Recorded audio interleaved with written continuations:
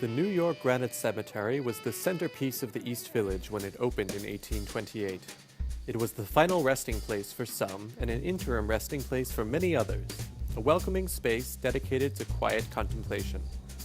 100 years later, the burial of Edward T. Zerp marked the end of an era. The cemetery was full. Mr. Zerp, like so many of his new neighbors, was a celebrated local jazz musician, and while the whole community mourned the loss of his music, few came to pay respects. You see, it was a different time in New York. The jazz was hot, the nights were hotter, and the liquor was hard to come by unless you knew where to look. A sleepy cemetery in the heart of the village turned out to be the perfect place to get away, and get away with it. Of course, the groundskeepers caught on eventually and started locking the gates at night. Sometimes they'd forget to unlock them in the morning, and no one seemed to notice. In 1989, the cemetery closed to the public for good, and not a single new soul has crossed its threshold ever since. Until tonight.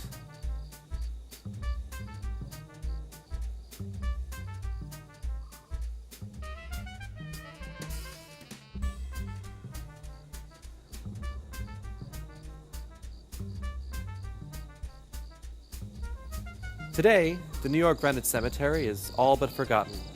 The city grew around the lot, swallowing it whole. The gate now opens to a brick wall, and the only remaining entrance is unmarked at the end of a dark alley.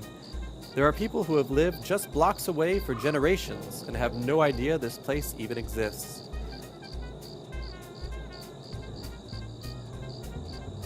Funny things start happening when you've been alone in the dirt for 30 years. You might feel bold. You might just feel bored. Either way, you start to ache down in your bones, especially when that's all that's left of you, and it seems like the only solution is to take a little stretch. Suddenly, you're out of your shell, as it were, and it's like nothing ever changed. Of course, some take longer than others, but eventually we all get back to our old ways.